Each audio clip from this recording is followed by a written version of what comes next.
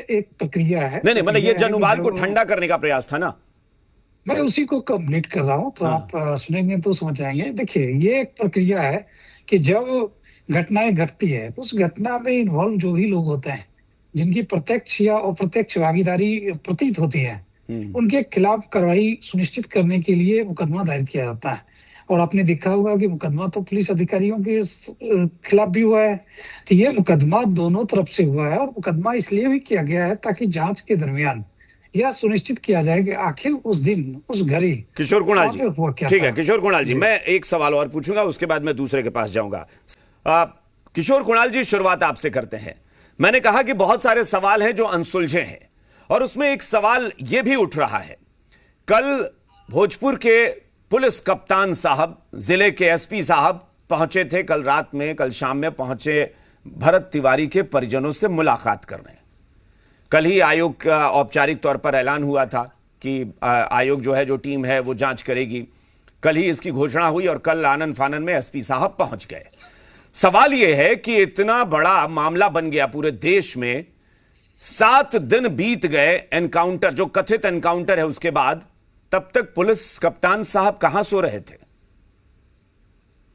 देखिए अभिषेक जी, मैं तो सुन रहा था आपको। इस तरह की घटनाएं, जो घटनाएं रेयरेस्ट ऑफ द रेयर की श्रेणी में आता हो, हम्म। जिसमें जनउवाल हो जाए, जिसमें जनता सड़क पे आ जाए, और जिसमें एक परसेप्शन बन जाए कि गलत हुआ है, वहां पे पुलिस प्रशासन को काफी सोच समझकर कदम उठाना होता है। ए, पुलिस प्रशासन ने समय लिया, और मैं सोचता हूँ कि वो गए, देर गए, सवेर गए, इसका कोई पैरामीटर हो नहीं सकता है। वो गए और पीड़ित पीड़ित परिवार के दरवाजे तक गए। उन्होंने संजीदगी के साथ कहा कि मैं सिर्फ कुछ बोलने नहीं बल्कि सुनने आया हूँ। तो मुझे नहीं लगता है कि इसमें कोई मीन वेक निकालने की जरूरत है, बिल्कुल क्योंकि किशोर कुणाल एसपी जी, मुझे लग महोदय। रहा है कि थोड़ा शायद आप बात जो कह रहे हैं वो सही कह रहे हैं, लेकिन थोड़ा वो उल्टी दिशा में जा रही है बात आपकी। आप ये बात जो आपने कही वो सही कही कि ऐसे मामलों पे बहुत सोच समझकर कदम उठाना पड़ता है, लेकिन मुझे लगता है कि ऐसे मामलों में सोच समझकर कदम उठाने का मतलब होता है कि तत्काल पुलिस के बड़े अधिकारियों को पहुंचना पड़ता है कि नहीं नहीं, अगर आप लोगों की शिकायत है और आप लोगों को लग रहा है तो हम इसकी तत्काल जांच कराएंगे। एनकाउंटर तो वैसे भी, कोई भी एनकाउंटर होता है तो बड़े अधिकारी इस मामले को संज्ञान में लेते हैं। एसपी साहब क्या नहीं पहुंच सकते थे उस घर पर कि भाई एनकाउंटर हुआ है, हम आपके बेटे की, अगर आपको लगता है तो हम इसकी जांच करते हैं, हम देखते हैं क्या हुआ है, आप लोग परेशान मत होइए। देखिए, डे वन से जो माहौल बना, जिस हाँ। प्रकार का माहौल बना, चाहे वो इसको कथित इनकाउंटर कह सकते हैं आप, हाँ। इनकाउंटर के पहले से ही जो माहौल बना, उस माहौल में किसी बढ़िया पुलिस अधिकारी का जाना और उसके बाद वहां के भीड़ का बेकाबू हो जाना, इसकी संभावना बहुत अधिक बन रही थी। और इसको देखते हुए पहले जन उबाल को ठंडा करने का प्रयास किया गया। सरकार ने तमाम एहतियातन कदम उठाए। सरकार ने न सिर्फ घोषणा की बल्कि इसको कैबिनेट से अप्रूव करके। ये जन उबाल को ठंडा करने का प्रयास था कि एनकाउंटर के बाद भरत तिवारी के पिता पर, उसके भाई पर मुकदमा ठोक दिया गया था। ये ठंडा करने का प्रयास था जन उबाल। देखिए देखिए, ये एक प्रक्रिया है। नहीं नहीं, मतलब ये जन उबाल को जब ठंडा करने का प्रयास था ना। मैं उसी को कंप्लीट कर रहा हूँ तो आप हाँ। सुनेंगे तो समझ जाएंगे। देखिए, ये एक प्रक्रिया है कि जब घटनाएं घटती है तो उस घटना में इन्वॉल्व जो भी लोग होते हैं, जिनकी प्रत्यक्ष या अप्रत्यक्ष भागीदारी प्रतीत होती है, उनके खिलाफ कार्रवाई सुनिश्चित करने के लिए मुकदमा दायर किया जाता है। और आपने देखा होगा कि मुकदमा तो पुलिस अधिकारियों के खिलाफ भी हुआ है।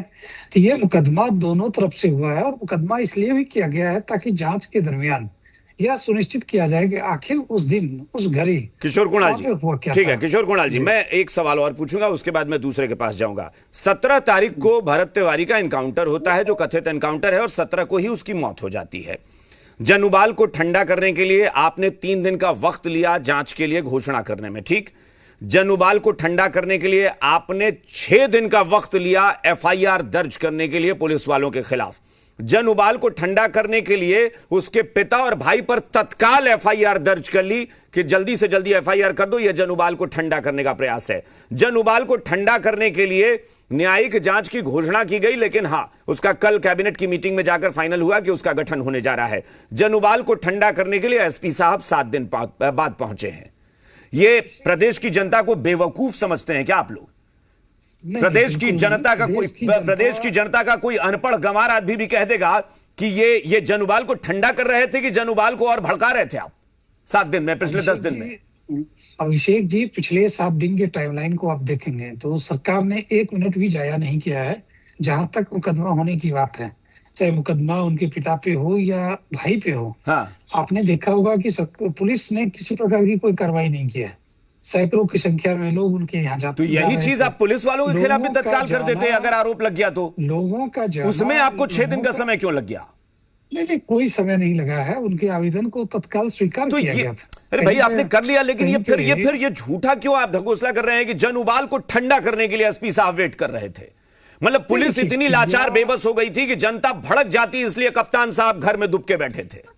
देखिए, पुलिस और प्रशासन ने बेहद समझदारी का काम किया है। ठीक। जिस प्रकार से चलिए, बहुत अच्छी अनेक जिला से लोग वहां पहुंचे और बड़ी संख्या में लोग पहुंच रहे अरे थे। कल महापंचायत हुई है, कहां पिछले 6-7 प्रतिक्रिया- दिन के बाद महापंचायत कल हो गई है, तब कप्तान साहब पहुंच गए, तब उनको भड़कने का डर नहीं था। जिस दिन भीड़ जुटी है उस दिन कप्तान साहब शाम में पहुंच जाते हैं, तब उनको डर नहीं था, उससे पहले उनको डर था। देखिए, हम लोग भी उस घटना से अवेयर हैं।